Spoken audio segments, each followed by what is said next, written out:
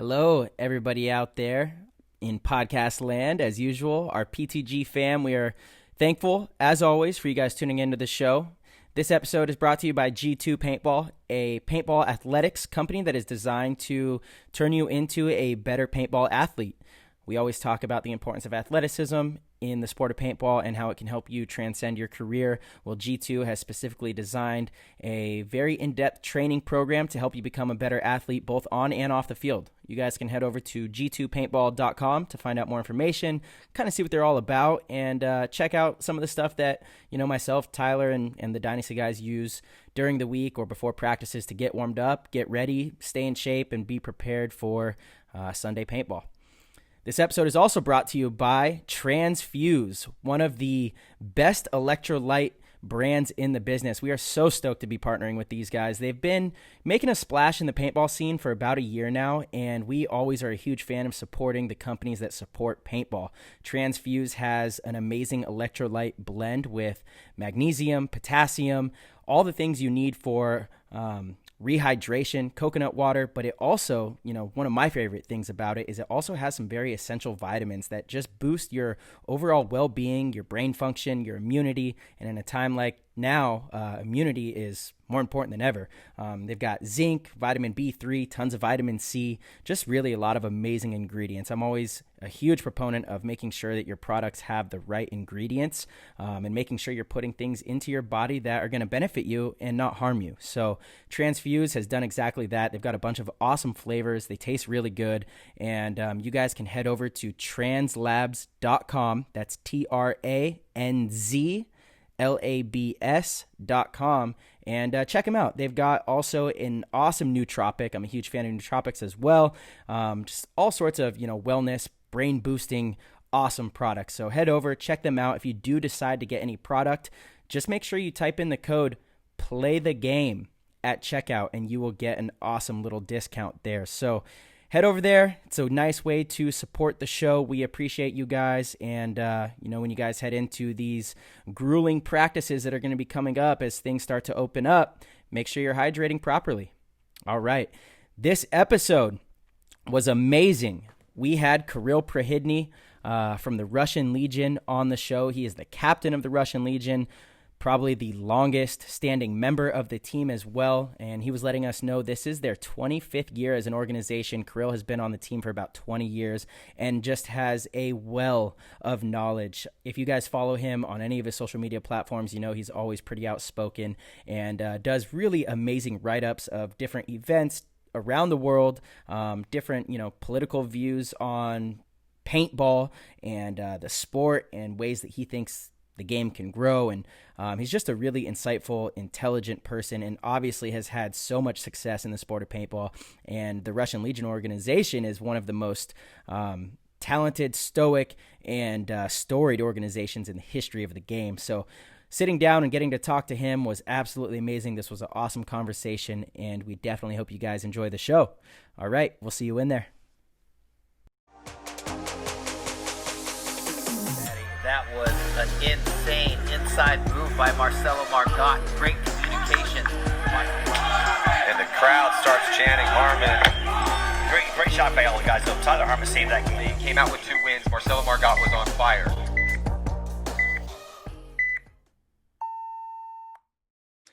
Kirill Prihidni. Yeah, How's baby. it going, man? Hey, good to see you guys from the West Coast. Yeah, good to see you too, man. Absolutely.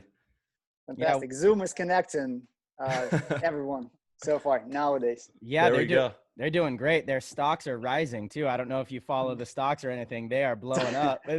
Yeah. Just a month ago, I've seen a pretty cool video been done by one of the famous YouTubers from Russia. He was making a video about the Silicon Valley. And he mentioned there that Zoom amount of subscribers jumped like multiplied 20 or 200. Whoa. I don't even remember. It was Wow. like multiplied jump. Yeah. So, and right after everyone said that, hey guys, maybe like after the COVID, like 80% of those people gonna be not subscribed anymore. But those 20% out of millions would be more than just enough for them to keep working. Yeah. Wow. So yeah, it's booming.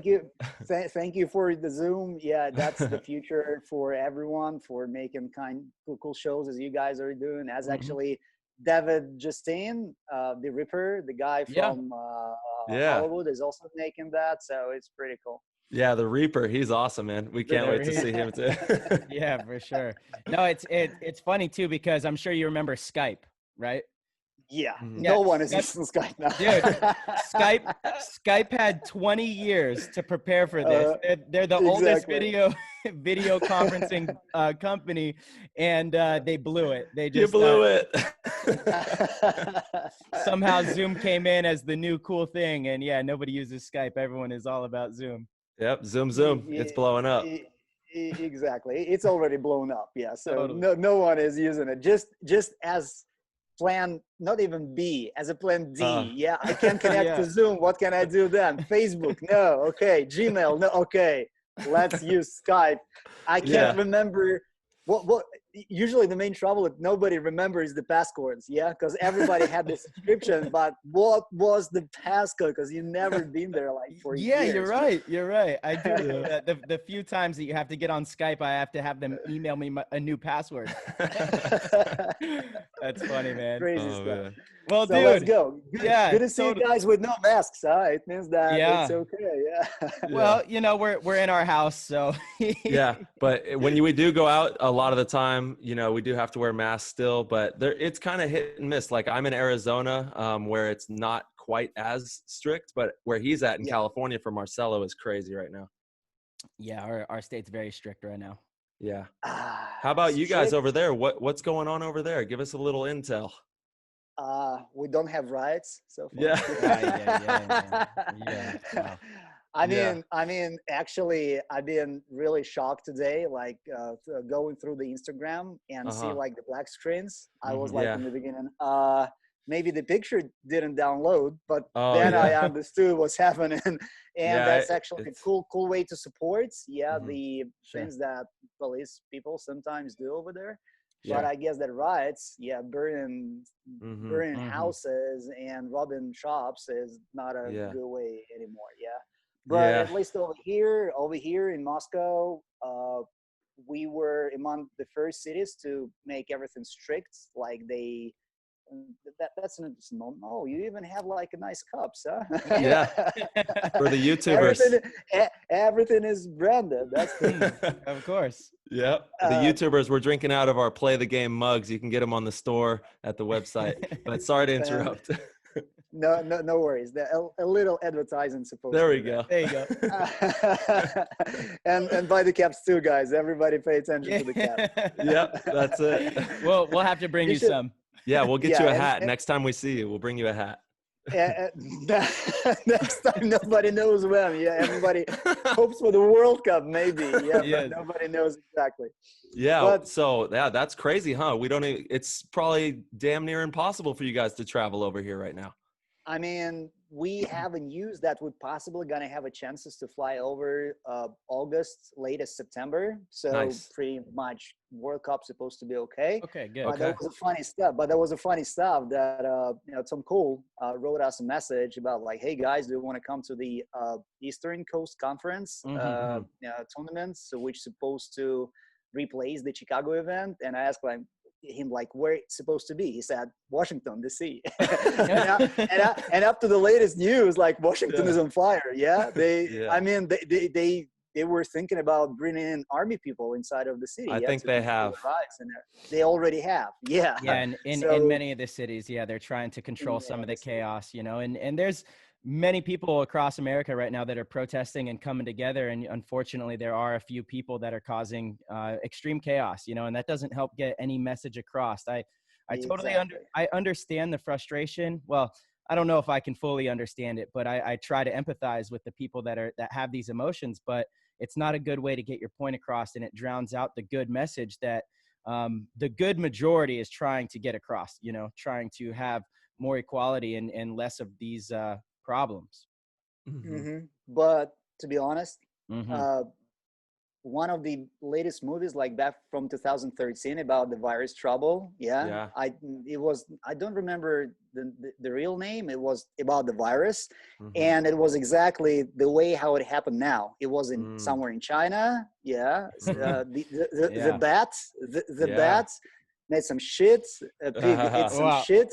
And then people eat this pig, and then this total disaster struck everyone. And the worst thing over there was about the shops robbery, about the riots on the streets, and about everything. And actually, for the first 2 months, I was like, okay, we're good to go so far. Nobody rioting. No one is like robbing anything. No one is shooting.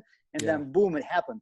Because like the feature of such kind of the activity, like a mass activity, is about the is about the psychology. And when people are depressed with such kind of features happening around, they have to sit at home. They don't have a chance to do whatever they used to do before.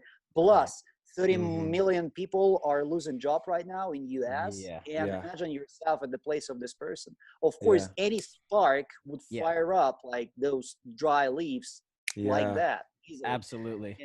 Yeah. So hopefully it's not gonna strike US so bad, because like you guys already had a chance to go through such kind of a cases before. And talking about the Russia, Moscow was the first city to make like a strict rules about not going out of your apartments only twice a week. You can go to the shop or to the apothec. Wow. But right now, they start giving us some more room. But still, if I'm from the house number 38, for example, I need to make a schedule for my walks outside to the street. So I have like 3 or 4, time gaps to walk out to the street. And maybe it's okay, but it's not legal, because like they're not making like correct rules about that. So it's like all the time in Russia, we have very strict rules, but all of those rules are not fulfilled too much, because everybody understands that they're Well, that's it. But unfortunately for paintball, it's not really good for us, because I've seen that in US, like it's going to be the 3rd weekend when all of you guys are having a chance to play. Yeah. For us, fields are not open, not even illegally. Oh, wow. Everybody is scared of doing that, because if field is going to be rushed by the police people, this field is going to be fine like really good. So nobody wants to risk it so far. Of course. Yeah, that's totally understandable. And thankfully, we've been able to go out a couple of times, but it's still, the waters are still hot. You know what I mean? Exactly. You feel yourself like a robber. Like a person that breaks rules. Because like I've been depressed too. Because like 2 months ago, when I had to go out to the street just to throw out the trash, I was feeling myself like, oh wow, here they come. Okay? Like, here they come. Here's the police. What should I do? Crazy stuff. And that depresses a lot. But that's absolutely reality, whatever. Absolutely. You bring up a good point. So many people for the last 2-3 months are home, losing jobs, constantly watching the news, and a lot of the media is so divisive. It's really dangerous to sit there and buy into one source. And if you don't hear the other side, you're going to be angry. And so people are sitting on their couch. Divorce is up, so there's so much problems and frustration and built up, like Tyler said, the water inside is boiling too, and it's ready to just it's ready to spill over. So if I could just give one bit of information on here, just please everyone turn off the news. You can watch TV, watch your favorite shows, just turn off the news. It's not helping.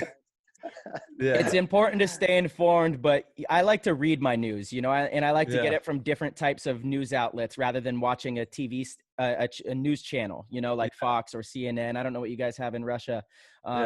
Actually, I like BBC. It's a great international one, but go ahead, Kirill. What do you got there? I was just going to tell you that for us, with Russian tradition of propaganda, our television is kind of the same now. So if you wanna watch the television, look something about the animals, right? Animal show, and that's more than enough. Because when you're trying to watch the news, all the colors, all the way how they aggressive. It's so aggressive, and you like, wow, come on, guys. And if you watch it like throughout the week, you're gonna be aggressive by yourself. Water is not going to be only boiling on you. So it's much better to read those news because it's not. It's objective. It's not subjective. So nobody else is not giving you that extra energy, which is bad for sure. It's heavy let's duty. talk about paintball. Okay. Yes, please, for sure. So, dude, Kirill, you guys tell me, how is that to come up to the field after 2 months of sitting and doing nothing? It was amazing, man. Oh my goodness. It felt so good to run around. Well, first of all, I don't know about Tyler. Tyler's kind of a freak of nature, so he's always in shape. But I was out of breath. I mean, after a couple points, I'm still exercising and things like that, but it's not the same as actually playing, with all of the equipment, with all of the gear. But it was really cool. My first day and Tyler's first day, where we both played on the same weekend, but at different fields. He's in Arizona, I'm in California. And we had a cool group. Ryan, Kyle Spica, J-Rab flew. Yeah, I've seen your group myself. Yeah, so we had a cool group. Tyler went out and kind of played with the culture, the divisional guys. Yeah, I got bunkered by Division 4 players. It was awesome. With the pump guns, That's when they explain you who's the boss over here. It was just good to be at the field, though. It was just good to be able to shoot the gun again and see people out and be able to have that exercise. That's great that everything starts working out for you guys in the US. That's fantastic. Because like in Europe, all the same, like Germany, for example, is wide open right now. Everybody is entering to the field Saturday, Sunday. They try to keep the distance, of course, even when they make team pictures. That's not a tradition nowadays. Everybody before we're the team. Right now, everybody having those mirror away from each other, and masks probably and all that stuff. You can't get the tight huddles anymore, Exactly. Yeah, we accidentally took one of those pictures and we're like, wait, this isn't right. We gotta be 6 feet. It's not only about being legal, it's also about your responsibility to other people. Because right now we need to explain everyone like, hey guys, let's have those rules just in case, because nobody knows, because the shit is real, actually, to be honest. Absolutely. It's very real. And actually the numbers throughout this madness have skyrocketed in the last couple of days. So it's definitely very real. But until the vaccine, everybody have to be in a mask, always washing hands, staying not very close to each other. But we all have a great chance to go out and play paintball because we have those benefits. Paintball is outside, fresh air. We're all wearing goggles. And we don't have like a close contact when we play. We can be on a distance from each other. So those are the very good opportunities for the sports to grow. And we're not passing around an object, a ball, we're shooting these balls, so you're right. We have a very good opportunity, and you're definitely right too, Kirill. Our responsibility less about the law, and it's definitely more about other people, elderly people that are in the high risk category. We do need to be responsible for those people until there's a vaccine and there's more safety, and that's just a community type of responsibility that I think is very important. So thank you for absolutely. Yeah, there's nothing more important than the community. We gotta work together and make sure we take the right steps to keep this thing at bay. Yeah, totally. So Kirill, dude, you've been playing a long time. I think since around 1999, something like that. 20 years around, maybe more. How'd you get into paintball? When did you get into paintball? What was your first encounter with the game? So that was the New Year's of 1999 to the 2000. Whoa. I've been directed by my parents to a kids camp where was paintball actually, and we had a chance to form teams out there. We had a chance to see like the sportsmen of those days for the first time, and we got a chance to be inspired by that sport a lot. And the best two stories out from the beginning, that I slept my first game and my first opportunity to play paintball, because I really wanted it so much, because I've seen it before a couple of times back in the 90s, but I never touched it because like I've seen some equipment in the shops. I heard somebody firing in a nearby forest and I was like, what's going on? Yeah. And then the children's camp, and then the shit is real, the paintball.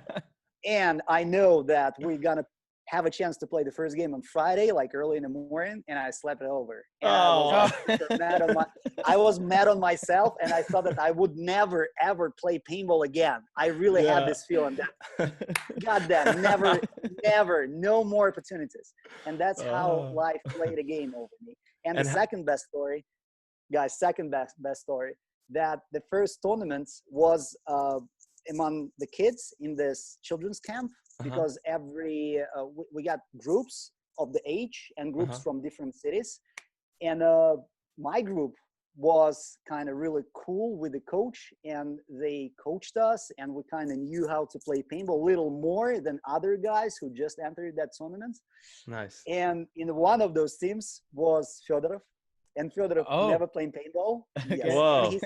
And his team beat us. Oh, yeah. Oh, man. Wow. Yeah. Crazy story. So you guys go back. You go back.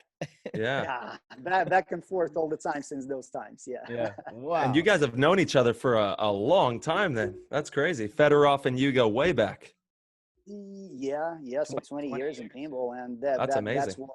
That's what happens with a great activity, and that what happens with the opportunities that the Russian Legion is given and keeps giving actually nowadays too. So I guess that you guys have pretty interesting stories too. I mean, maybe not so long, but all of you managed to enter to the sports like being in a young age and become like really famous professionals and champions all around the world right now. So come on, if we talk about that, we can talk about that for ages, but still we are the examples for others. So totally. Let's go with this. So hold on, let me get this right. Your camp had paintball. My camp didn't have paintball when I was growing up. I don't know. That's awesome. It's about the difference in between camps, because I seriously don't know how to say it in English, because like, for example, in Soviet Union, they were like special hotels, but not for the grown-ups, but for the kids. Yeah. Oh, wow. It was a closed territory. There were like fixed buildings, like 2-story buildings, like concrete buildings. Yeah. So kids were going there for a month when they had a vacation from the school, and they were kind of doing all the same stuff as you guys are doing in the camp. But in U.S. camps for the how those not more the pioneers, it's like in the nature. It's up in the woods. It's in the nature, in the woods with the tents, all that stuff. Yeah. No, for us, it's not like that. In such kind of a recreation zones, we also have such kind of a camps also have like stadiums. Wow. They do have like the places to eat, different type of activities, swim, so on and so forth. So that's why usually such kind of a camps over here has like additional sports like soccer, like paintball sometimes. Back in those days, it was really popular. So that's how it'll happen. Cool. That's amazing. Yeah, so give us kind of a rundown of how that game went with Fedorov, where you guys lost that game. It was a winter time. It was cold. We were oversure in our powers that we managed to practice like a week before everybody else. We know the field. We know what to do. We were shooting this way. And all of a sudden, those guys are beating us. And we're like, that was another big, huge. I really thought that I would never, ever going to play tournament paintball again. I don't want to have tournaments this way. But whatever. You can't fight against the talent. Hey, man, that's it. And now look at you, a world champion paintball player, coaching the Russian Legion, which I'm sure is captain of the Russian Legion, which I'm sure is a dream come true for you. You've come a long way in your career, and it all started from those simple roots, man. The love of the game.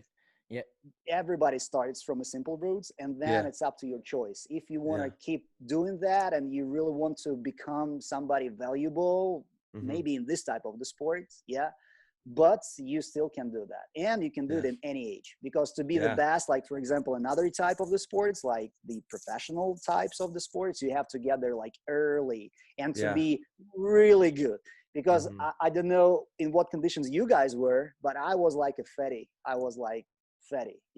And I still entered the paintball and had a chance to work myself out and become one of the tops, right?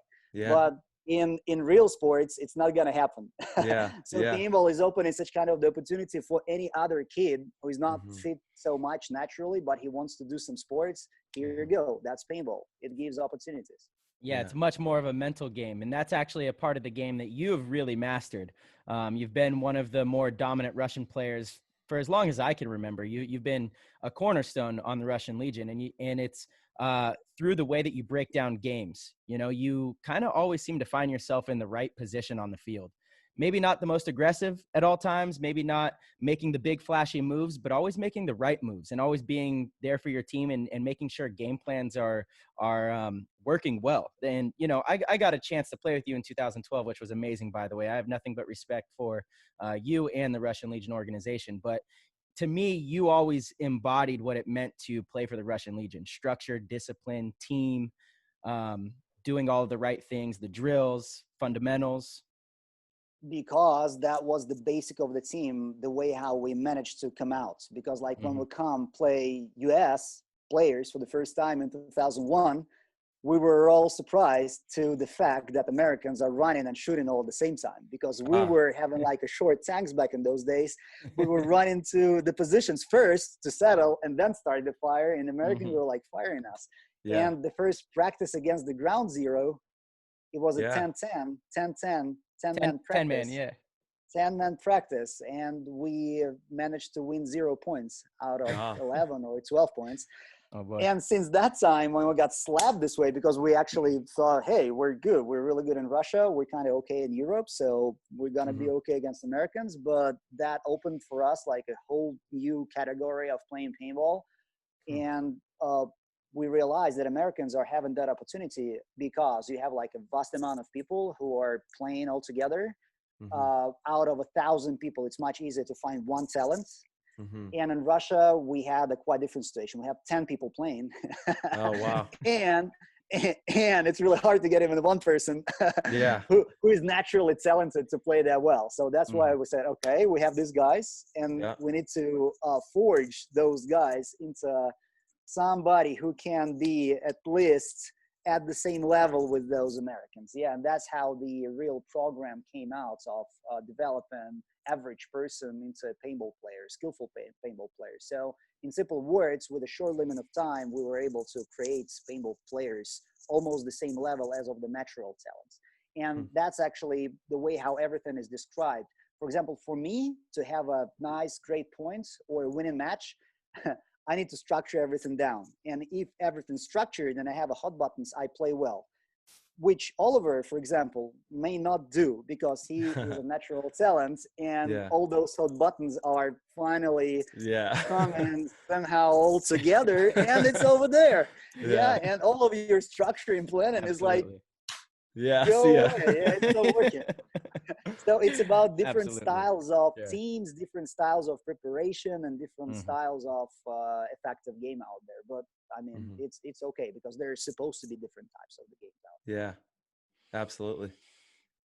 Yeah, that's the beauty of it all, is all the different styles from all around the world.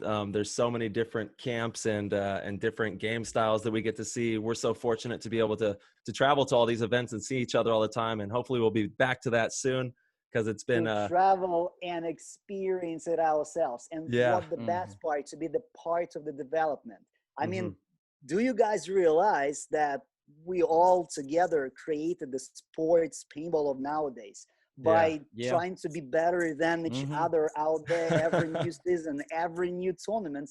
And I have like a huge joy nowadays and huge emotional feelings out from a current Netflix series, The Last Dance. About oh my God, that was amazing. And Chicago Bulls, and that's amazing to see how things are almost the same. Doesn't matter what sports you're playing at. All of the things are the same. All the emotions are the same. Maybe it's not so serious in paintball with all the media, with all the money that we might gonna make. But come on, I mean, I feel proud that some of us might be like Jordan over here and kind of making the sport real. And sometimes when Jordan's saying, hey guys, when I come into the sports, like back in the 80s, some of the old guys were drinking beers in the quarters and smoking. And the best part, that coaches were giving them those cigarettes, right? That's right. Yeah. Guys, in It's like our paintball. test, everything was the same. Exactly. Can everybody imagine right now that in between points, somebody gonna be smoking a cigarette? Yeah, No absolutely. way. No way. We made it an athlete type of a sports of the top level nowadays. Yeah, because it was a completely different ball game 10 years ago, you know? Absolutely. And you guys have really become kind of the forefront of a professional organization. You know, again, with your guys' program out there in Moscow, you guys play during the week, 5 days a week when the season is going, when your fields are open. You guys train more than any other paintball team. It is, I believe it's all the players' full-time job. Is that correct? It is correct. Yeah, you know, and so everybody treats it as such, whereas a lot of U.S. players have other jobs that they're doing with paintball, and usually they only play on the weekends. Maybe they'll be able to get to the field once during the week to make some extra drills, things like that. But you guys really have set the standard. You know, it's funny you telling the story of coming over here in 2001 and finding out about running and shooting, because I think nowadays people think of running and shooting, any sort of fundamental, snap shooting, running and shooting. They just picture Russian Legion at their facility in Russia training 5 days a week of how to run and shoot with reball, snap shooting. You guys do it nonstop, and you do it better than majority of the teams. But unfortunately, it's not giving you a chance to win every other tournament. And once again, that's a question of a natural talent and natural selection, and question of when you're trying to reach the same standards, but of a different way, by intensive way, because the extensive way is the way how you guys develop out paintball players. And since every team in US at the pro level is packed with the natural talents, you guys are okay to visit paintball field only during the weekends and have this and that type of the activity. For us, it's not like that. We have a different structure, and if we want Bernikov to be 100% effective out there, we need Bernikov to visit all of the practice time out there, because there is a program in fitness that he's supposed to shoot. There's a program in the amount of shots that he must make during the practice, and all that features that helps to control and operate the way how you practice throughout the month, throughout the week, first of all, the month, and then year overall. Because all at the same time, our coaches is having a job to bring us to the tournaments at the top of the level. So they also have to control the amount of pressure that they give to us, before the tournaments or after the tournaments. So that's the way how real sports are acting. And when I watched the Last Dance series, I realized that, wow, I mean, now I understand where it comes to our sports, where from everything comes to the Russian Legion, and how it managed to help us to become somebody who people are thinking about. So nowadays. Absolutely, man. So Kirill, you guys came over here, experienced some 10-man events. I think that was NPPL back in the day. I know you guys played some. That was a World Cup, Marcelo. World Cup. Okay. And then you guys, but I believe that was NPPL, World Cup. Not the PSP? No, and NPPL. NPPL. Okay. Yeah, totally. The NPPL then turned into 7-man. PSP came a few years later. I think I could, maybe I'm a little off. I thought back in the day some of the 10-man events were NPPL, but in any case, you guys came over, played World Cup. Was the first time coming over here. I mean, that must have been crazy. What a time. World Cup has always been such a special event. But then you guys go back, you guys start putting together an evolved training system. Talk us through how Russian Legion started to come to be one of the top teams, how you guys started to come over, win tournaments, and overcome the U.S. players. So that was a question of the amounts of the practices that our team managed to do. Because in between 2001 and 2003, we had like a half of the program, because the majority of the team were the elder guys who were working in the bank. So they had to spend more time working in the bank and less time at the field. So back in those days, we were trying to make like a 3 days practice routine throughout the week. But it helped. But for the Russian tournament series, for the European tournament series, we managed to become like top 3 in Europe back in those days. But then when we come over to US again in 2003 for another World Cup, we ended up We managed to make it to the quarters, but then got smashed by Strange, I believe so. And we were smashed again. Yeah. And since that time, the final structure came into the pieces, out from the pieces, it came into the final structure. And all the organization realized that if we want to make players to practice this amount of time, we have to give them a job. And we have to create all of the system this way. So people are just practicing and focus on the practice. Everything rest is under control. It's the same way how in the professional sports things are happening. Yeah.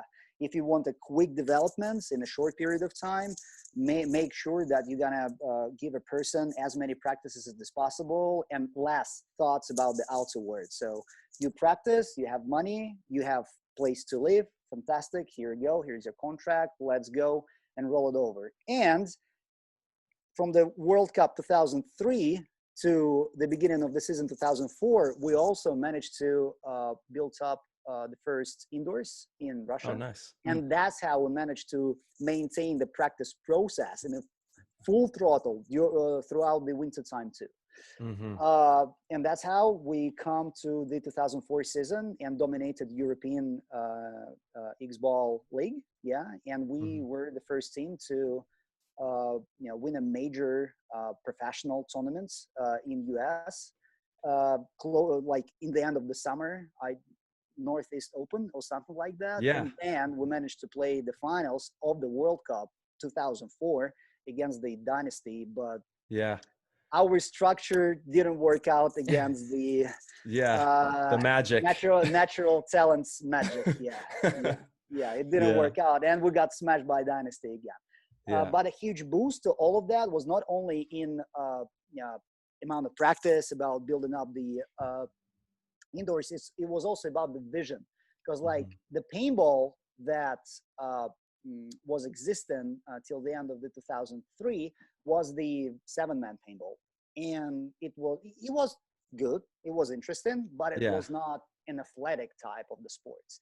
And all of a sudden Diablo, I believe, they managed to make that X-Ball Nations Cup. They created a new format, they created a new field, and that's when our owner saw that paintball might gonna become another type of the athletic sports, and that's where he's supposed to invest money to, and that's where he sees the development and real cool features that might come back later.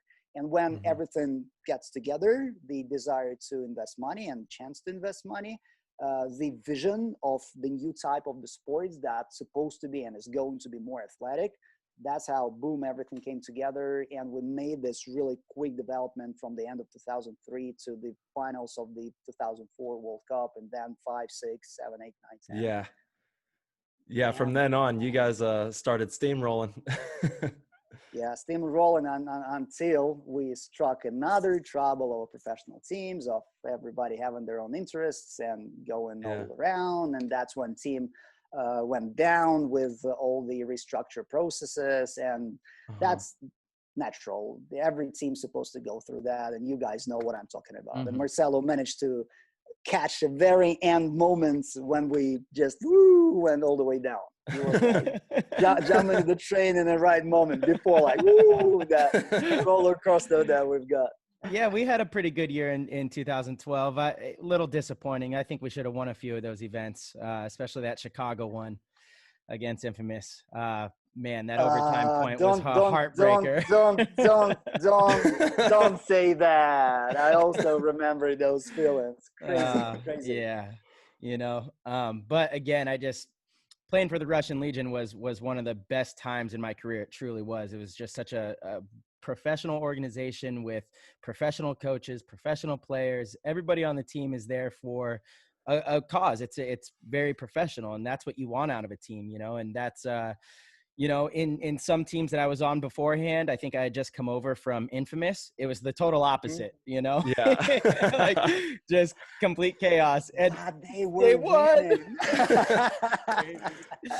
Crazy. They were still winning. Back then, they would win like one tournament a year, and then they wouldn't even make Sunday the next event. It was so crazy how inconsistent. But I know what you mean, Marcelo. Yeah, totally. Yeah, I mean, I personally, Marcelo, as well, have taken pages out of the Russian Legion book, and you guys have really been a driving force in the industry. You've taught me how to, approach paintball in a more professional manner and to really give everything that I have, because I know you guys are literally giving every moment to the game, and that's why you guys have got the production that you guys have got. It's because you're so invested in the process, and it's an amazing thing to watch. Thank you so much, Tyler. But I Yeah. remember you being that youngster in Oakland Assassins, the guy with the huge bras and viciously run into the snake when the gun was even more than you. And actually, I actually thought that Bob actually taught you all the culture of being like a professional, because I remember his style of being a coach and his style of motivating you.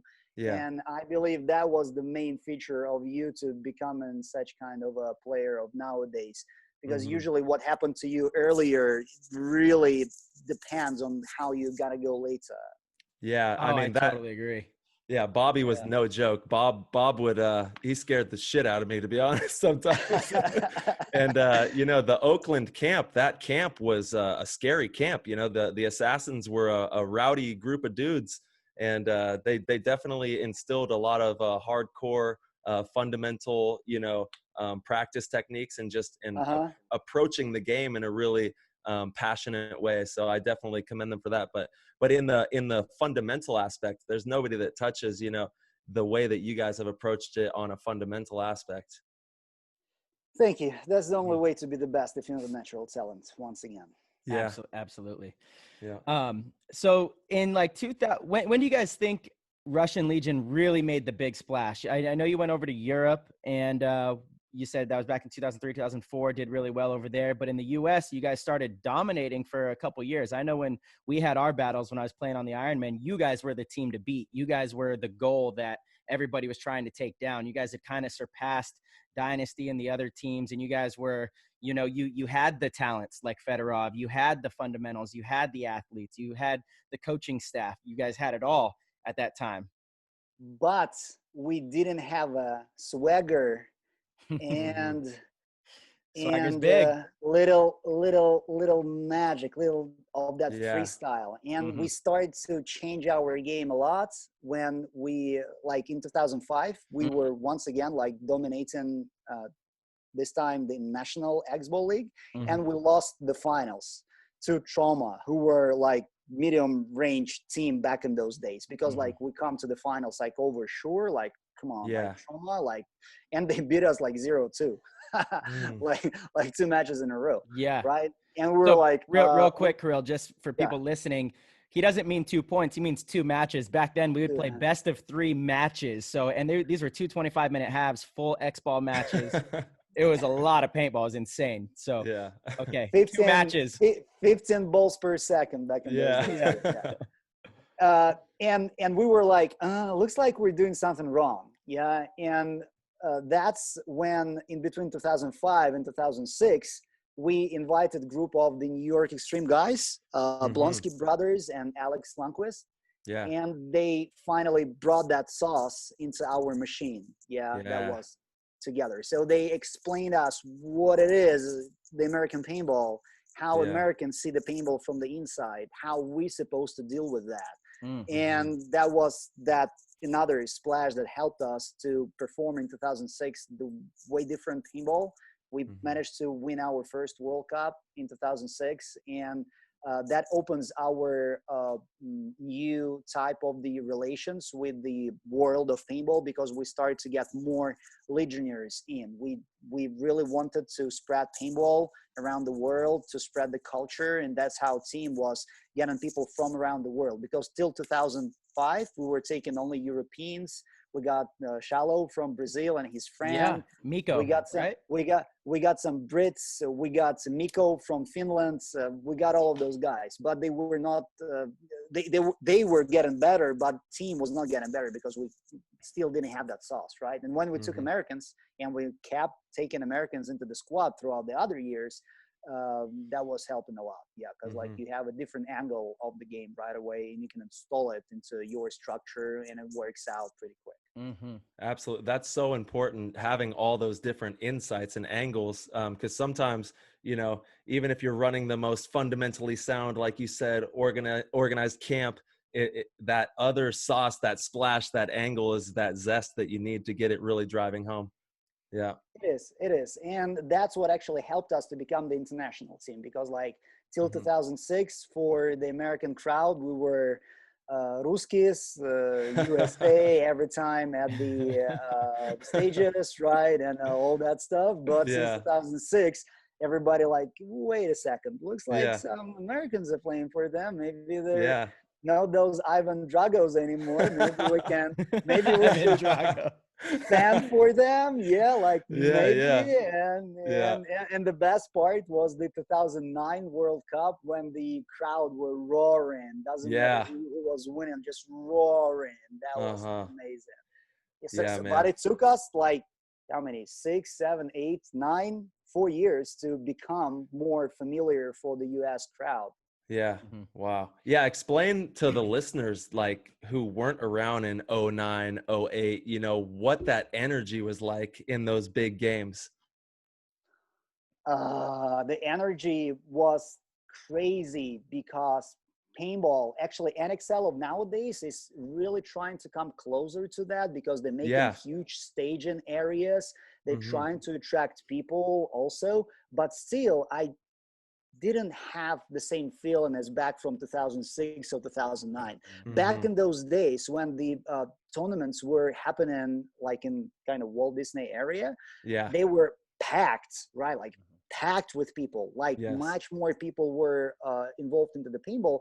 It's the industry, it's the economy, of course, but still NXL is on the right routes, and if not the COVID, who knows, maybe this year would be the biggest year once again, right?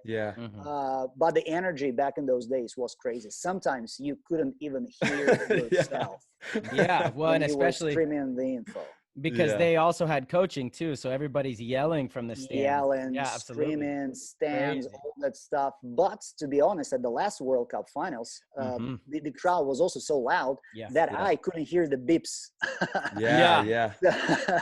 So actually, come on, NXL did a great job nowadays, and they can't come really close to restore what we've got in the best days of paintball back then. Yeah, I agree, man. I think the last World Cup the energy was off the charts, and it's just such a bummer that all this, you know, the COVID and hopefully we'll get back to normal here.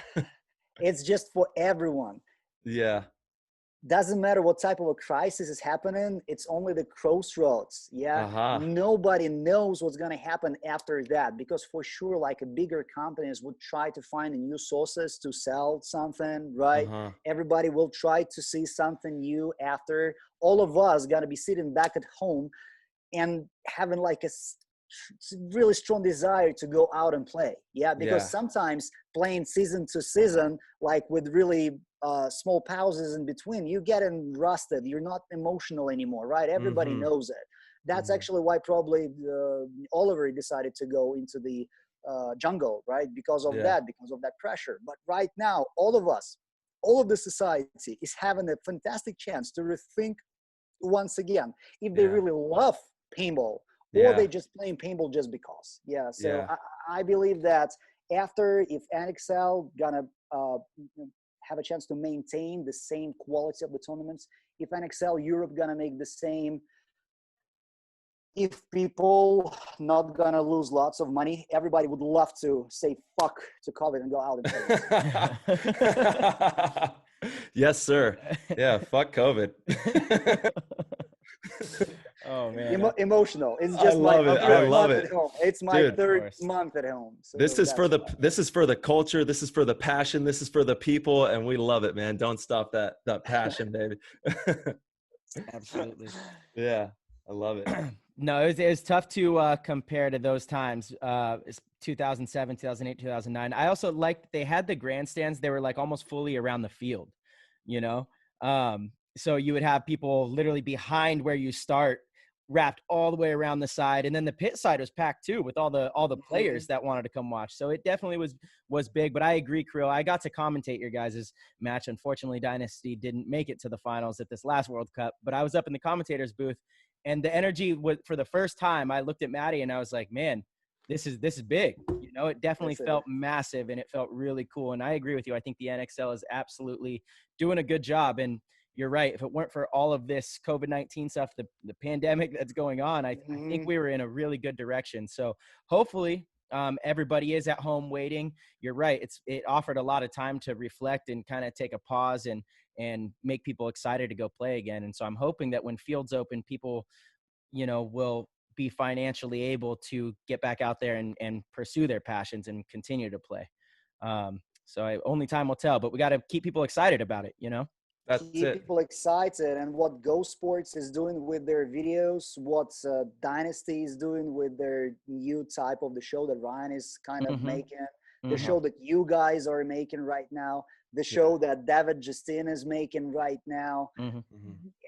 The media is all around. It's trying to attract people and to make people be still around paintball, not kind of playing paintball, but be around paintball. Yes.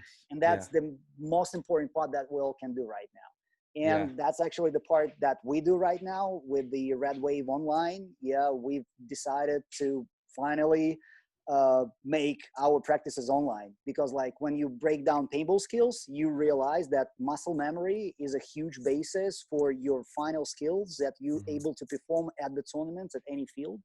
Plus, not only the muscle memory, also the pulse rate supposed to be high, because if you practice on a low pulse rate, Marcelo knows it, we were teaching him about that. If you practice on a low pulse rate, you fantastic. You're God with snapshot and everything. But then in a real game, your pulse rate jumps up, and that's when your techniques is going down, right? Yeah. And usually it's either natural talents, together with the fitness condition. You can take any type of the pressure, you're good to go. You can shoot this way and kill people. How Ryan Moorhead one-handed diving in somewhere and shooting person that was waiting for him and all that stuff, right? But if more people really wants to become the same skillful, they supposed to spend time on the muscle memory and a high pulse rate practice system. At the field is expensive. At home, it's not expensive, and we have those routines for everyone, for any type of a paintball player. First of all, 6 levels of the way of the pressure that we give to the people, different types of the routines from different positions, like from the defense player, attacker, semi, support, central attack. So if people are interested not only in playing paintball, but in developing paintball and becoming like a real sportsman, everybody must understand that paintball is not only during the weekends. If you want to be the best, you must have some time practicing during the week. Because if at the week you have like 3 extra hours, it means that you're 3 hours better than your opponents are going to be playing against you next weekend. And I didn't actually realize that so much, but after I watched the Last Dance with Michael Jordan and their team, going into the practice, understanding how it is important if they really want to beat Pistons. Come on, the reality is that simple. You want to be the best, practice more, and in the hardest conditions. And we finally given that chance to anybody just to do it at home.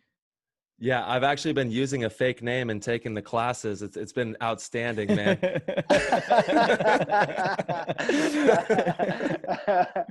I love that. Smart. Fake name. That's fun. Yeah, maybe make a joke, but we've seen some black screens for sure. Yeah, everybody wants to be in those. You know, that people want to know how the Russians train. So now's your chance, actually. If you want to know how Russian Legion trains, that you guys are offering a program. How can people find that program? So it's not a program. I mean, first of all, like this week, we launch our new site where everybody can find information about our practice systems, right? Because like people, first of all, gonna have a chance to enter the club with the subscription. Tyler, write this down. Yep, I'm on it. Then people might gonna have a chance to order the online sessions with us, and there everything is broke down. You understand exactly what you get for these or that tickets. And the last type of the product that we do, it's the Red Wave actual schooling that we started in the beginning of the year at the East Coast over here in US. We had to stop it, but we still think that it was like a huge boost for the cold East Coast, right? And we managed to go through us like around 100 people. And those people finally had a chance to see that paintball is not only about running and shooting. It's about exact type of the muscle memory, about the right skills, about the right amount of time spent on this or that element to become better. Numbers everywhere, because if you have numbers, you can control the process. So that's what we were explaining people, and that's our last product that we're going to be spreading right now, not only in US at the East Coast, but also we going to have a couple of collaborations with the Germans, because they are another melting pot of paintball for Europe. Because have you guys heard about that in their DPL league they have 500 teams? Wow. Whoa. Holy That's moly. bigger than NXL. That's like the World Cup. It's like the World Cup last year. Whoa.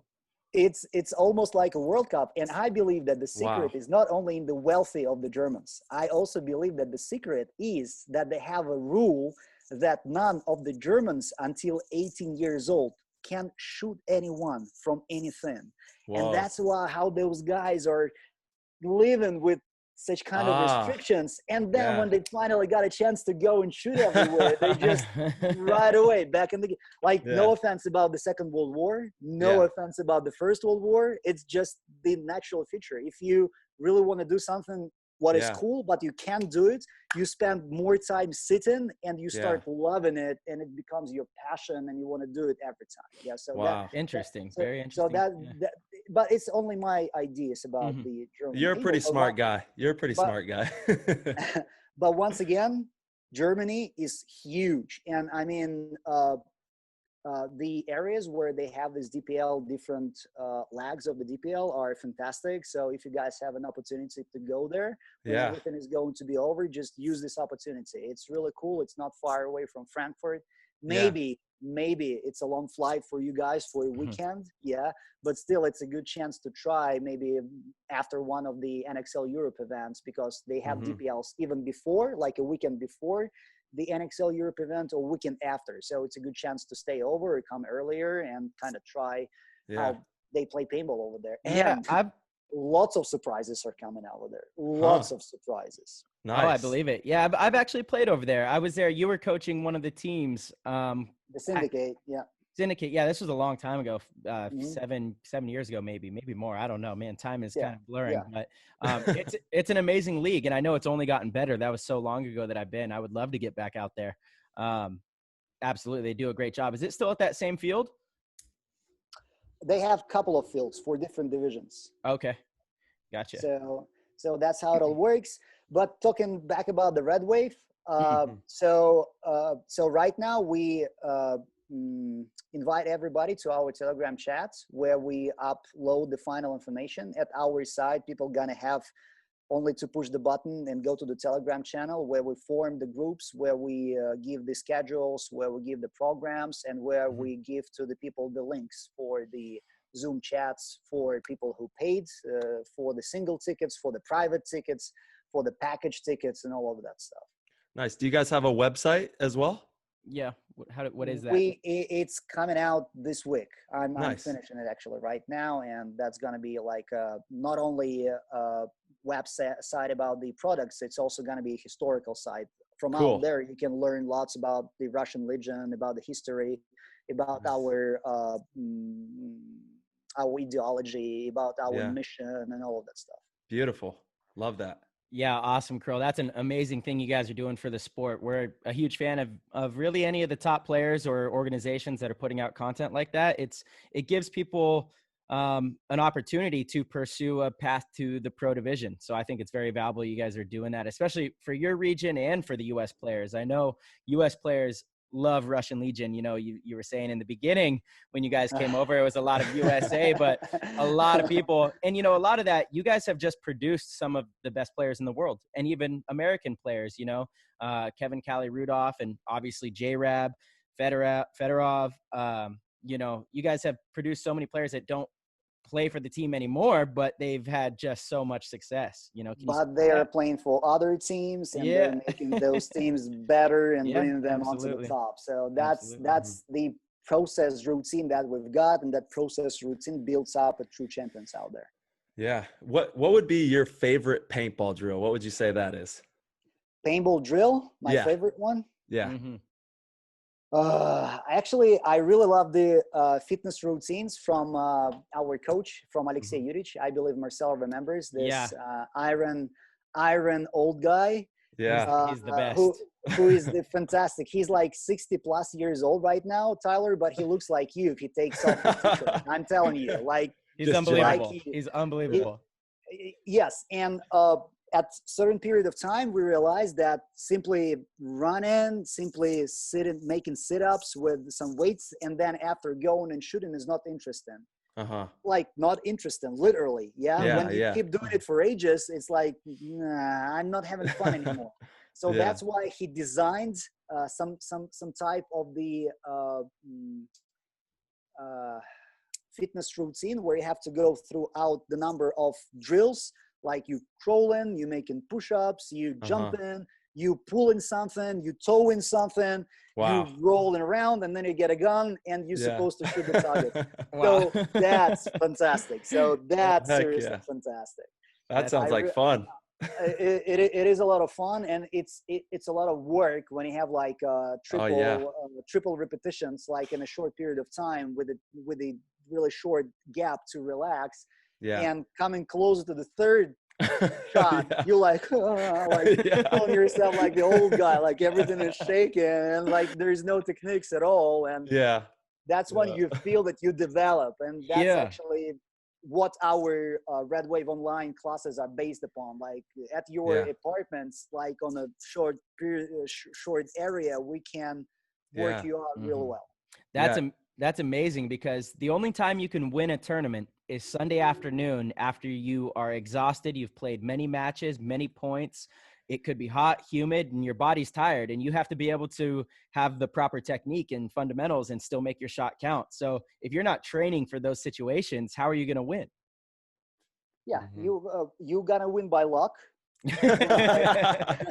You're gonna win by big emotions and talents. But if you don't have this luck, because luck is not coming every day, your talent is also not working every day. So that's where the hard work usually pays off. Absolutely. Yeah, couldn't say it any better, man. It's, you got to put in the work, you got to put in the time to get those results.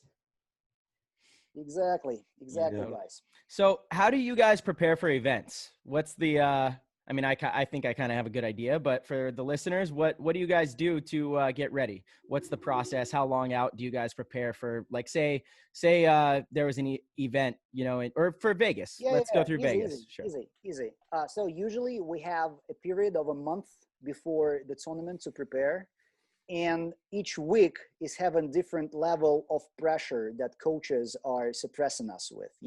And the highest pressure is coming to the third week, because the fourth week we're flying over for the weekend. And actually to the weekend, we're coming already with a really good background, right? But we start to get more relaxed. And when we relaxed, and then we come to the tournaments on a higher ground. It calls a process of restoring of your body when it's super compensating what you lost. And we usually come on a super compensation level to the tournaments. Beautiful. But at the first week, we kind of mainly work on the basic aspects, like stationary fights, like stationary fire to the targets, like breakout shooting for any type of the position. Second week, we start playing against each other, like making the over pressing drills, like running and shooting drills. Third week, we spend for learning out the field, and playing more, playing and working out more team type of the activity. And then we come to the practice in US for the fourth week. We realize the new field. We have a real drill sessions with the other teams to get the real feeling of the game. Yeah. We set up the final structure of the strategy and the logics of the fields. And then we try it out Thursday before the Friday, Saturday, Sunday tournament session. We see if our logics are working or not working. And then the tournament comes, and then at the tournament everything collapses and you have to start to react on everything right away. Because that's exactly how it goes. On the papers everything is so nice and smooth, and you just go, you follow the program, and then everything starts falling off your hands. That's so it. Another very important feature, that you have to be adaptable. You always have to leave the plan C in case if things are going to be crazy. Like when New York Extreme guys, for example, start like stomping you and trash warding you, feeling that you start being like weak or so, and that's the plan C. When nothing works. And that happens a lot, you know what I mean? You think you got it figured out, you've done all the work, you've put in the time, you've done the studying and the background, and then you get there and you're like, holy crap, what was going on? It is. Absolutely. It definitely is. Yeah. Yeah, and things always progress throughout the event too. Things that you never even thought you were going to see, you start to see, and so you have to manipulate and change your game plan. And like you said, you have to be adaptable. That's a great way to put it. So the third weekend of your guys' practice is the first layout release. So you guys only come to the U.S. for the one weekend of practice? For the 1 weekend, yeah. Because usually the field layout comes in the end of the third week that we practice. So we make those team activities at random fields to create the correct job of the new pairs down the sides and all the new communication in between those guys. You know, Marcel. Yeah, sure. Then the field comes out. We kind of learn it. We might gonna have like a few days of playing on this field if we lucky enough, because for the last 2 years we're not having a full field in Russia because everything is closed, and we don't have like a full sports fields like in Moscow area where we can go during the week. So that's why we usually come to US just a weekend to try out the field. And we try to spend as much time at this field as possible. So we fly out on Thursday, Friday practice, Saturday, Sunday practice, Monday off, Tuesday, Wednesday. Usually Tuesdays a practice, Wednesdays the day off, Thursday we start going to the tournament. So kind of very few breaks, and we're trying to catch Americans who had a chance of a 2 weekend practice at the field. And that's where the mathematic works. If you want to get them, you mathematically spend the same amount of hours at the same field. So that's how it all works. Yeah, man. Yeah, you guys have that nice couple weeks before the practice starts, though. A lot of the American teams don't really get together until those 2 weekends of layout practices, which is a little unfortunate. Yeah. But what I felt like a huge difference in the last season, that due to that situation with the fields, that we can't do the same practice as we did before, like shooting off tons of real paint, like playing at the real big field with all the real distances and with all the real activity. We were forced to practice at the reball field, which was like 2/3 of the actual field. It's like 10 meters shorter than the real field. It's like 20 meters more narrow than the real field. We were shooting reballs, and I was personally scary that we will not be doing good. But practicing in almost perfect conditions. It was never cold over there. It was never slippery over there. We were never been covered with paint over there, because it's hard to explain to you guys, because when you dive into the paint 5 days a week, it's like sometimes it's getting over you. Especially I'm having an allergy, and when I'm all like in this paint, all my knee pads in this paint, all I am in this paint for days and then for weeks. And then you come for the real tournaments, and sometimes you don't want to play it, especially when there is a bad weather. And so, but last year of having a chance to practice in the perfect conditions, maybe not real conditions, but perfect conditions, we were coming to another Texas event with storming and all that stuff. And we were like, okay, let's go. Let's go. Exactly. Let's go. We're kind of tired of like being in a fantastic type Where's of the paint? sports activity. Where's the paint? Where's the dirt? Let's dive into there. Oh, man. Yeah. Speaking of Texas, we got to talk about that event, that game, especially the 9-second point. Yeah. I mean, dude, it was just absolutely insane, and like a well-oiled machine, which is what Russian Legion is known for. How did you guys pull that off? Yeah, bring us through that. We got to, like every such kind of a sparking moment, it comes out from a small different things that you're not even mentioned to. Yeah. Mm-hmm. So up to me, first of all, that was a huge talent of first of all Sasha Bernikov, Malloy, and the rest of the guys at the field. Yeah, that was a huge. That's what the guys are practicing for, because they were just doing everything on a muscle memory without their brain. Just go ahead, because like in a short period of time, you don't have time to think about what's happening. Of course.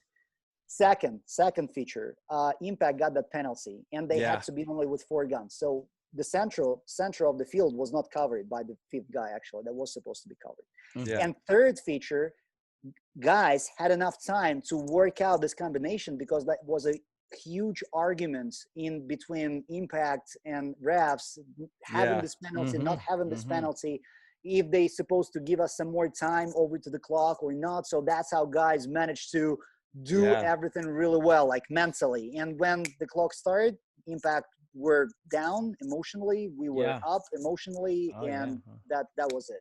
That was Did you guys go into the event with a already structured game plan of, if we need to make a quick point, this is the play? Is it something you've practiced, or did you guys do that as the game developed? No. We actually, at the 3rd week, when I told you, when we practice the team activity and team actions, we do a quick points, of course. We do quick points in defense, we do quick points in offense, and of course that helps. But then you come to the real field and you have to adapt what you learn to the real field. But to be honest, fields are always the same. There's a center, left flank, right flank, T-bags on the right side, snake on the left side, with some little features out there. But to be honest, if you playing paintball for a long time, all fields starts to be different, because, like, for example, you look at the Texas field in 2019 and you realize, like, oh wow, it's like Chicago field from 2018, or it looks really similar. And you so let's see the angles, but the game tempo and the breakthrough moments might be the same, and sooner or later you find such kind of a field later during the other season where all of your knowledge back from 2 years is exactly working out. That's so true, man. That's crazy. And you can implement all that hard work that you used a couple of years ago right into the future. Amazing. Love that. Totally. So, all right. Yeah, that was just an amazing game. If you guys haven't seen that game, it's Texas, Russian Legion versus Impact, 2019. And you guys went on to win the... Marcelo, wait a second. I've forgotten to say another huge minus in this situation. Alex Goldman was not playing. Oh, yeah. Yes. Absolutely. And we knew that there will be no offense at the snake side. Yeah, that was a big one. He Alex Goldman got a 1-game suspension for an altercation and got in with Rainey. A little headbutt action. And then the red wave came rolling through. Yeah, absolutely. You know how it is. Those kind of points too. As soon as you guys won that one, it was like, man, they're going to be really tough to stop, just because the momentum. You have all the confidence going into all. And that's actually what Americans back in 2006 also explained us. We were playing paintball 5 days a week, like 24/7, and we didn't realize the momentum. How to earn it, how to break it. How to react on it when it is not in your favor. So we were like, you serious? Like, are you guys serious? Because we were thinking that you need to, you got to win the tournaments if you shoot 5 breakouts out of 5 breakouts, and nothing about the memento. And then the game in 2005 came against the Trauma when the momentum was on their side. You were firing against this guy 5 times out of 5, and you were killing him only once. Because paint was hard, because they were like really flying. That's how it works. The momentum is huge. Absolutely. Yeah, momentum in any sport is big, and in paintball especially, because it feels so personal. So you do need to know how to ride the wave when the momentum's in your favor, but you got to be able to break the momentum too when it's not in your favor. And sometimes that's just a change of pace. Don't keep trying to do the same thing and to get a quick point. You might just want to like slow down the attack or do something to get rid of their momentum for sure. Exactly. And that's a huge knowledge that comes only after you have a good muscle memory and you're not thinking about how you're going to dive. You're not thinking about how you're going to switch. You're not thinking about how you're going to receive and give the information. You need to be, all that's supposed to be installed in you. And that's when your brain is free to start thinking about those small, tiny, but really important things. Totally. Yeah, it's the little details. We talk about that a lot on the show. It's, you know, the little details add up to the big picture. And once you have that muscle memory set, you're able to free yourself and make those little details come to fruition. Yeah, and you guys are still a very momentous team. You just know how to manage it when it's not in your favor. But when you guys get on a roll, one of the tougher teams to stop in the league for sure. It actually, you know, this last event in Vegas, you go ahead. Sorry, it looks like you want to chime in, Kirill. I just want to say that actually in pro league, any team can catch a wave and usually gonna catch a wave and it's gonna be a huge surprise. It's gonna be a huge surprise. Yeah. So, and that's actually the moment that I wanted to speak a lot today in your show, guys. That looks right before the COVID, I had a feeling that the switch of the generations finally started in especially in the pro league. Yeah. Because like I've noticed that not the skill and not the machine and amount of kind of heavy paid players are giving you a chance to win in tournaments. It's more out of a heart. Because like when Ironman beat us in Las Vegas, I had a deja vu back from 2007 when Ironman with Marcelo beat us in a World Cup. Back in 2007. I had all the same feeling. The same young guys. I was like, who's that kid running over there? Okay, who's that kid who is like switching this kid over there? And it was Marcelo with Alex Goldman like changing each other down the side. And they wanted to win so much that finally it gives you the opportunity to beat down any monster, like any monster. So Ironman in the beginning of the season proved it once again. New York Extreme sometimes with the youngsters are also showing big heart. Maybe not super polite and honorable way of activity at the field, right? But they're showing some heart with the belief in the youngsters who they give a chance to play out. And up to my minds, after the COVID, after we're all gonna come up, all of the teams from a pro division supposed to think about picking up some new Tylers. They need to think of picking up some new Marcelos, and they need to think about taking not old Alex Goldman. With no offense, there are some new Alex Goldmans out that's supposed to be implemented in the game, because in the end we're not just defending our franchises. In the end, we're not just making money. We are developing a sport, and Impact should bring young kids in. You can't win every time. And when you want to try to win every time, you start looking not really serious. Like, what do you do for the sport by buying all of the best players around? Of course, there's one of the way of the operating, but in the end, like, you're not teaching anybody anything. You can't say that this guy is out from my franchise now shining for another team. I am the guy who's standing behind him. Sometimes I believe that Bart sooner or later gonna come to that.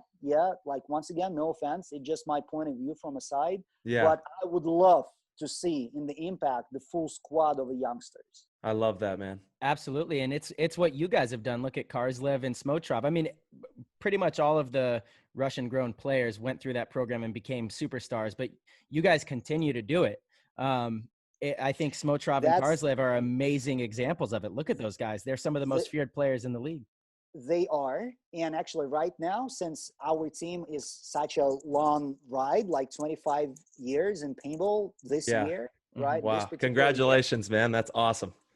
Thank you so much, guys. Yeah. And we've been through so many periods, through many comebacks, through many history circles that made everything once and once again, that you finally realize that it's not only about winning, it's also about prevailing, it's also about being stoic, and it's also about creating. And when you bring up a new kid, like for example, Tyler Harmon and Oakland Assassins did it once.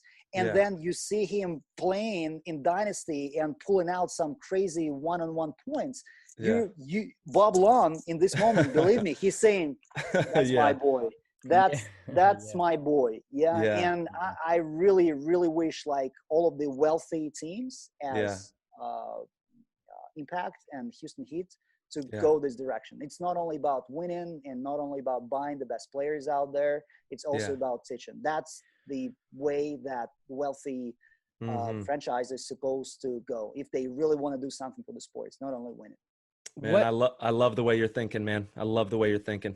Yeah, absolutely. Kirill, what advice do you have to teams or players that are looking for new, young, and up-and-coming players? What should they look for? What kind of skills? What kind of mindset?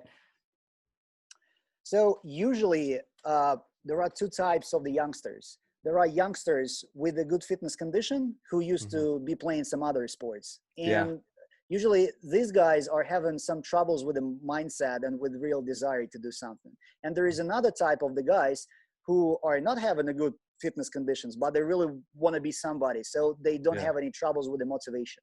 So with the second type of the guys, you're going to spend much more time about making them a really cool players, because first of all, they need to be in a nice fitness condition.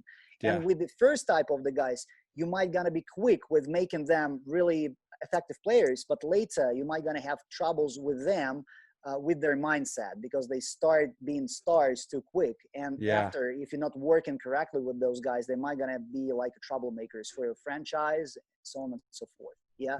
So up to me, both of the variants are workable, because like both of the players usually taking different positions at the field and performing in a different type of the game style and game job work out there in the field.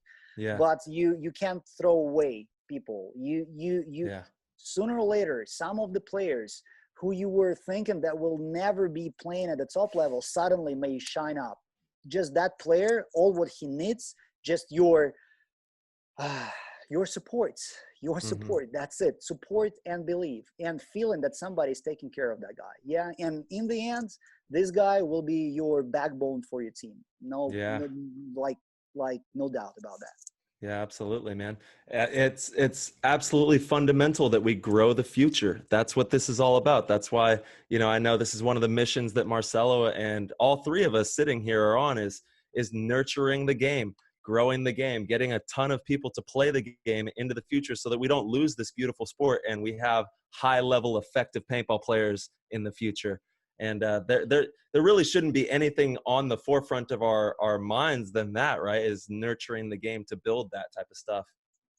It is because like naturally every person is growing and going from one psychological state to another psychological state.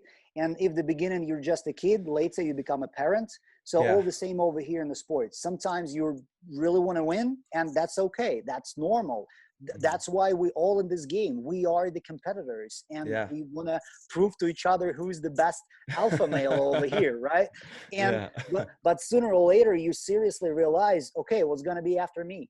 Absolutely. What's going to be after me? And if luckily you had a chance to become a top player, an example to follow, you have to work it out and do something for the growth of our beloved sports, for sure. Yeah, for sure.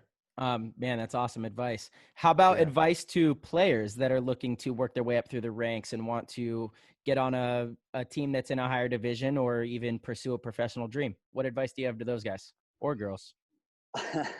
There we go. Because like I remember a couple of times back in the beginning of 2000s playing against the girl team, 7-man paintball, and all of a sudden you realize that they're beating your ass. Totally. So that's another best part of paintball, that here girls can compete almost at the same level as men, because here we're not having a physical contact. There is no physical contact. Because like nor in soccer, basketball, American football. Girls Yes. can compete with us. Here, kids can compete, old guys can compete, girls can compete, and of course, men can compete. Not with the athletes, of course. Athletes are off the chart, right? But with all of those groups of normal people can play against each other at the same field, and that's fantastic, right? Yeah. But talking back about the players, first of all, you really need to understand that paintball is yours. Because like I believe that both Tyler, both Marcelo and me, we couldn't live without paintball, right? Am I right, guys? You're absolutely right. Yeah. Of course. We were dreaming about the next day practice. We were dreaming about putting goggles on us, getting a gun, shooting people, bunkering somebody, diving, all that pictures. We were dreaming to be like Oliver. We were dreaming to play as good as Dynasty. We were trying to watch all of those videos, so on and so forth. Luckily, nowadays, chances to be inspired are so much more than back in those days. Yeah. Now we have a YouTube, now we have a Go Sports, now we have all of the best teams, all of the Instagrams. Go and find inspiration. That's the first one. Yeah. Second, try to practice as much as you can, right? And third, of course, try to find a team that will, especially if you're a youngster, try to find a team that will be helping you out with the expenses and with the costs. Yeah. So absolutely. These three features would bring you up to a really good professional player really quick. Doesn't matter what age you are. Of course, you can be 30 years old right now. You have to become a pro player. Yeah. You should be like 15, 16, next level 2022. Yeah. You still may enter the sport and be successful in the sports. None of other sports is giving you that opportunity. I mean, at the highest level. Yeah. Of course, we're not at the ESPN so far. But still, crowds will be roaring looking at your game at the World Cup, and Go Sports gonna show it, and you're gonna have this video and gonna be showing your friends and saying, there we go, baby, let's go. Who's that? Who's that over there? Who's that over there? Yeah, and what you do? What you do? I love that, man. And you're so right, man. This is such a unique game, sport that we play, and anybody can play it. It's not a physical. I don't have to be tall. I don't have to be big. Male, female, young, old, anybody can play this amazing game and be highly effective, which is really cool. It's such a special facet of paintball that not a lot of sports have. And the second thing that we all need to always stress our attention to, that paintball, especially in Russia, is not developing because this is the aggressive type of the sport. Yeah, that's what they say. It kind of spreads the aggression. Yeah. But we're not having a physical contact. No. How this can spread the aggression, even if soccer players can hit each other and hit each other bad. That's where the aggression comes from, right? Yeah. Hockey players, what they do with each other, that's where aggression comes. We're not even touching each other. That's a gentleman's type of the sport. The only aggression is that our guns, paintball markers, are looking like guns, but they're looking more like a blaster. It's not like a gun. Like a super soaker. So that's why sometimes when I'm surfing Instagram and I see, you guys also should do that. Check out the Nerf Instagram page. Okay. All right. Guys, they haven't like a live show of guys living in some Nerf mansion, and they live over there, they practice over there, and then during the weekend they have a tournament, and the winner gets $10,000 for a win. What? We need to go enter. I think we I'm telling you, in this moment, I start saying, come on, guys, we need to somehow find the integration of those guys into paintball. We also need to integrate somehow the CQB players, because have you seen the CQB sports, what they're doing? But hold on, Kirill. Me, you, and Tyler, and we need two more. Two more guys. Nerf competition. Sign me up. I'm there. All right. To go in there, and break all of the charts out there. But anyways, we're good where we are good upon, because maybe in Nerf it's a quite different everything, and we're gonna be like right away. Not doing so good. To handle that activity and that sportsman stuff out there. But you're once right. Again, You're right. Once again, sorry, Tyler. No, go ahead. Have you seen the CQB sports tournaments that they're making? No. Haven't even heard of it. CQB. CQB, that's the airsoft. They do it at the short field. It's even smaller than average paintball field. They have 5-on-5. They play 5-on-5. They playing with air guns, Yeah. but which are not just simply black like real guns are. They making them shiny like red, blue parts. They are playing in paintball goggles, in paintball protection, in paintball. Even HK Army and DIE are making jerseys for those guys. Wow. And those guys making breakouts. They're trying to make slides. They're trying to make a come out in the left hand. And you can see that we already have it. We already have it all. Yeah. Wow. I have seen what you're talking about, actually. And some what I've seen, it's on indoor fields. On indoor these fields, Yeah. I totally know what you're talking about.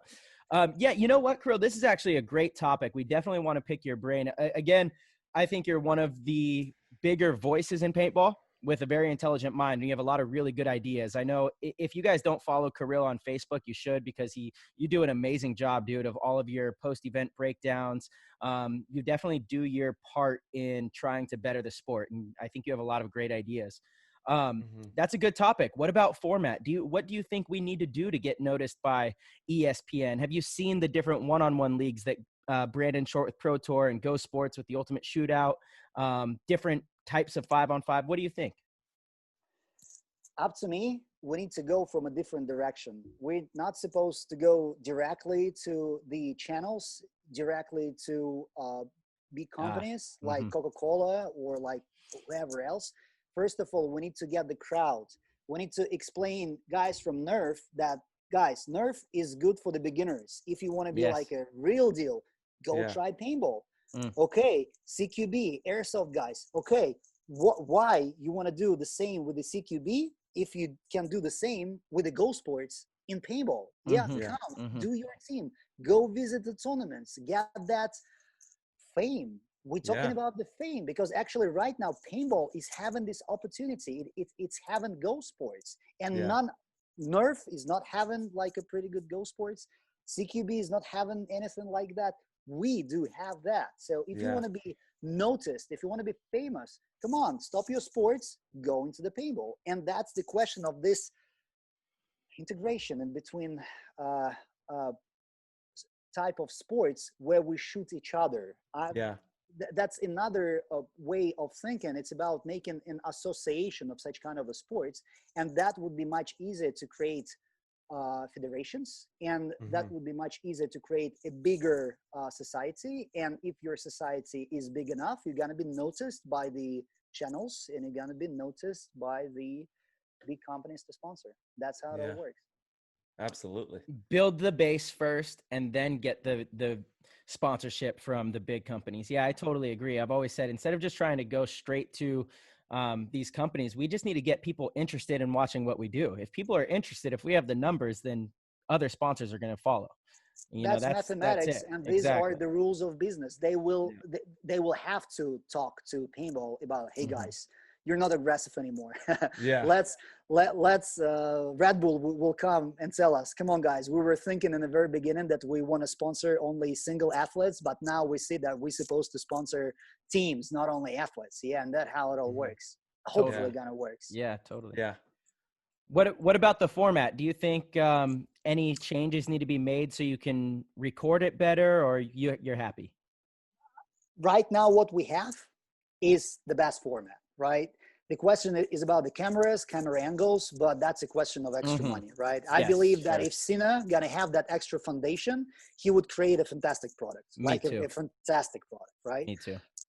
About all other extra formats that NXL is advising, like 10-man for the old guys and mechanics, 3-man for those people who already get kicked out and don't have too many people to play 5-on-5. 3-on-3 is almost the same, but quite different. So maintain with this. I'm not sure that this format that Go Sports is promoting right now would be like huge or something, because one-on-one is the hardest element of paintball, especially self skills, individual skills. paintball is a team game, and it's much cooler to play as a team because you share the responsibility.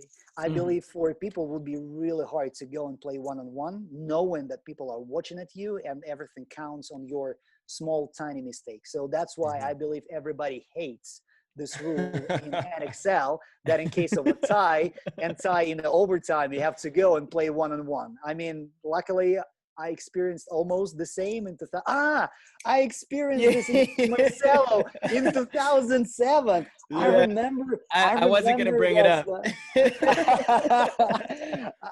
I remember that stuff. Yeah. So when you were talking about momentum, I didn't want to bring it up, but that was a big shift because that was a big shift. Totally. We had like a 4-minute one-on-one and a big point in the second match. Yeah, and that's what was the moment when my team managed to catch you in the second match. Yeah, with the point spread. But then after you were like, flying over in the point spread, like we couldn't do anything against you. Yeah, it is. It's momentum, man. It's huge. Absolutely. Totally. And it's funny, earlier in this conversation, Kirill, you mentioned players having early success really determines having later success. You mentioned something like that. I've always kind of agreed with that. That one-on-one for me as a kid was still to this day. I posted a video of it on my Instagram because that dude Nima, he's been posting a bunch of awesome. I love what he's doing. I don't know how he saved all these paintball videos, but on his YouTube channel, he just has tons of old school paintball videos. And so he sent that to me and I just couldn't believe it. I had forgotten, in a sense. I thought in my mind, I was like, was the moment really that big, or was it just so long ago that I made it feel that big? It was really that big, It was really and the way the crowd just erupted.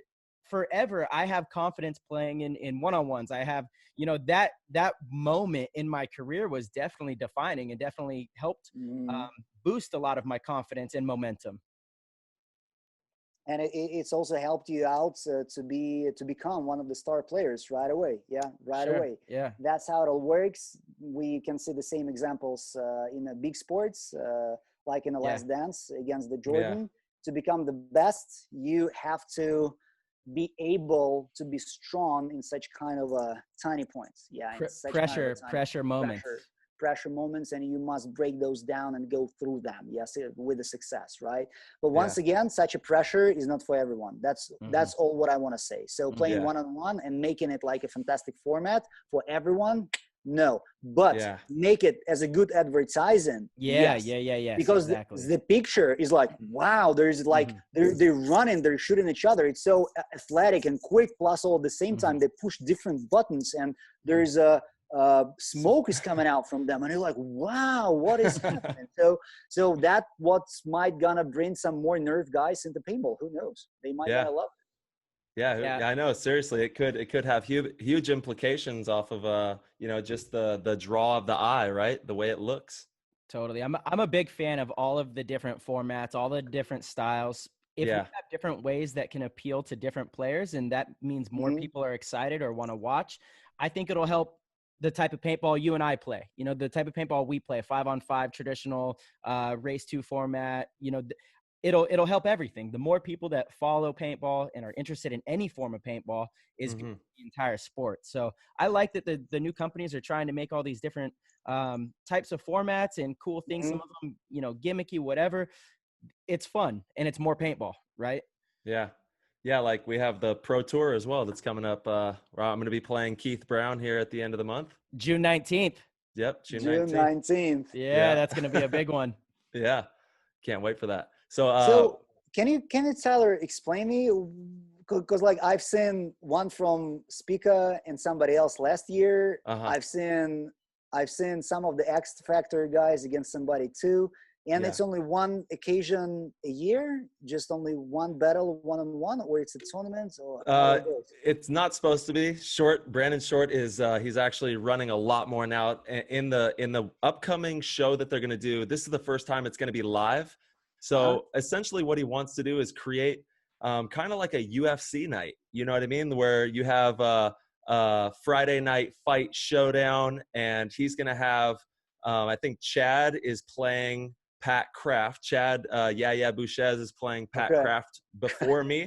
And then like, that's the warm up. And then at 5 o'clock, they're going to have me versus Keith Brown. So it's like a fight night type thing. Yeah. So it's kind of more for the media, right? Also to create a media aspect, something new from a different angle. Yeah. Okay. That's right. Okay. Well, it sounds cool, and hopefully you guys got to have more viewers than the Go Sports, or at least like your local crowd from West Coast gonna be really interested in that. Yeah, and actually Go Sports is gonna film it, which is pretty cool. So they're doing, Go Sports is gonna film the Pro Tour, and they're also doing the Ultimate Showdown. And they're gonna film. Go Sports will be broadcasting it live on June 15th. I think it starts at like 3 p.m. West Coast time, and then I'll be having my fight with Keith at 5 p.m. On June 19th. June 19th is the one-on-one. Yep. Yeah.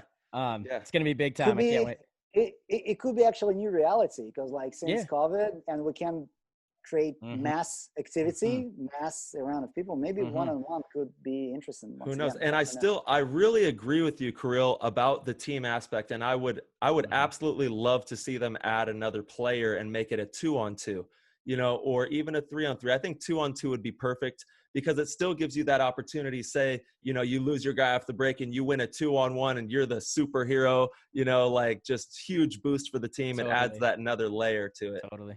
Yeah. There's so many amazing ways that you can do paintball. There really is. I agree though. The team game 5-on-5 is my, I did like 7-man as well, but just the team aspect, that's when the big moves are made. That's when you see a player kind of mentally dissect their opponent, and you can't replace that. And 1-on-1 is still kind of a mental game, but it's mostly fundamentals and technique, There's definitely a mental aspect to it, but I think you guys know what I mean. Kirill, if you guys were in overtime and it goes to 1-on-1s, who are you guys putting out there? Oh, that would be Malloy for sure. Malloy. Yeah. The first guy to play it. Second would be Dan Golev. Okay. And third would be me. There we go. Awesome. Yeah. Dude, I call Malloy is just a beast. I hope he listens to this. You're outstanding, man. It's so much fun to watch that guy, and your camp in general. You guys have amazing camp. I actually, after watching The Last Dance, I actually consider Malloy to be the Michael Jordan. He is, dude. He's a beast, the little bear. Man. Yeah. They're different. One is black, another one is white. One is tall, another one is short. But the way how Jordan was playing and becoming the top professional player, and the way how Sasha is doing all the same stuff. Yeah. The way how they consider the practice, the way how they operate in a team, the way how they inspire people inside. Wow, I was like, they might be the brothers from another mother, for sure. Yeah, absolutely. He's always such a legend to watch. I love watching that guy play paintball, man. Outstanding, dude. Hey, what is like your favorite paintball memory of all time? What would you say that would be? Well, the first that I remember is the World Cup 2009, the finals. Those were epic, epic. That's what I remember. That's what the Ironman in 2007 did it with us. So we won the first match, and then they just beat us they beat us really with a big spread in the second match. And the third match was like back and forth, but it was like a fantastic battle. And we did the same with the Philadelphia Americans back in those days, and with all the crowd, with all the inside tension that we've got with those guys. Yeah, that was the best memory. Why did you guys have inside tension with Philly? There was Fedorov over there. I know. Absolutely.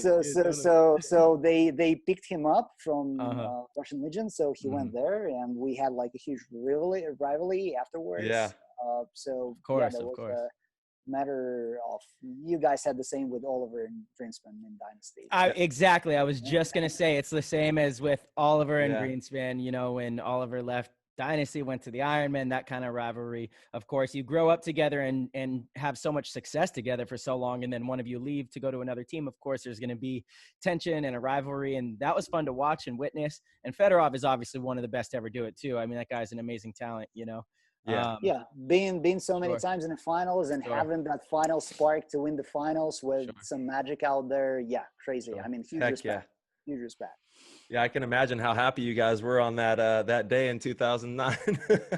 Yeah. especially I like to remember those feelings comparing to 2019. Yeah. Of course, 2009 2009 Oh, was man. much more Much interesting. better. But I mean, in all reality, to make it to the finals is an accomplishment in its own. Obviously, winning the tournament is what we all want to do, but it's not easy getting to the finals, and you guys have done that just about more than anybody in the game. So you guys are always right there. No. Tim No. Montresor might have that record of making it to the Yeah, finals. yeah. But we're not. We need to see the records. But what I feel that we're not the most successful team out there. We haven't more than anybody else. The second place is out there. That's for sure. Our rank number one. We're the second place team for. That's what Tyler was saying. Making it to the finals, right? Like so first and second. You know. Yeah. You guys are always right there in the battle, man. Always right there. Yeah. And not a lot of teams can say that, you know. Come on, Dynasty is always for the battle there too. And 2 year guys, 2015. Come on, that was like huge moment. That brings me more emotions to come back and fight again into the sports, because I had a interesting story, because me and my wife, we went to US for a trip after the World Cup. And we visited San Francisco and had a chance to had a great time with Alex Frazier family. And we had this conversation over there, and Alex told me, come on, man, you gotta be there again. Like, come on, just have some fun out there. Yeah, now we did it, then you gotta do that. And I loved it so much, and we almost did it a couple of times right after. Alex is the best dude in the world. Anybody who ever has a chance to talk to Alex, he's just the funniest guy and has the biggest heart for the game, and will always put a smile on your face. He's the man. Alex is the man. He is, dude. Well, Kirill, dude, we really thank you for coming on the show and sharing all of this knowledge with us and giving us some insight. But before we let you go, is there anything else you wanted to let the people know? Anything you guys are working on? I know you said your guys' fields are closed, even illegally. I forget if that was before we started the show, but so no one's doing any training outside of what you guys are doing at your house. But so in Russia, we hope to get out and get released in July, like second part of July, to start doing all of that. But all what I want to say to everyone: stay positive, stay safe. And just believe me, if sometimes when you think that you're never going to play paintball again, things might going to play, stars can play a really interesting game with you. So I'm that example for sure. Tyler and Marcelo had such kind of stories too. Every time when you think that you're never going to win a World Cup again, you're never going to be in the finals again, and you're never going to step to the field again with the injury, maybe. You will get back there and you're going to shine even more. So nobody knows what the opportunities are coming next day, but once again, stay positive and stay safe. And paintball is the best game in the world. Absolutely, man. Couldn't say that any better. Stay passionate, stay hungry, and just keep loving the game, and it's all going to come back. It's all going to be right there. Thank you so much, guys, for the opportunity. Keep making that any type of the activity for the sports. What you do and what you share is really valuable. And every person, once again, who considers himself to be the part of paintball must create something like this. It's for everyone, and it's for the sports overall. Yeah, and we love it, man. It's all about playing the game. We want as many people playing the game of paintball as we possibly can out there. Fantastic. Thank you so much, guys. Have a great day out there. Thank you, Kirill. You're a legend, man. You have a great one, brother. Bye-bye. See you, brother. Peace. Wow. What an amazing show. Kirill is just an awesome individual, amazing human, amazing paintball player, awesome for the sport of paintball, and we can't thank him enough. We hope you guys loved the show. If you guys would like, you could head over to www.ptgpaintball.com. Our website was made by Rusty Glaze at Constant Pursuit. He puts together a lot of websites for the paintball industry, does an amazing job. And if you guys would like, you could head over, check out our merchandise, become a supporter of the show. We would greatly appreciate it. We are committed to bringing you guys tons of content nonstop. And if you guys want to rep some PTG stuff at your local field, you're more than welcome to. We would absolutely love it. Take a picture, tag us in the post. We would love to feature you. And we hope to see you guys at a paintball field here very, very soon. Until then, we'll continue seeing you in the digital world. And hope you guys have a nice day.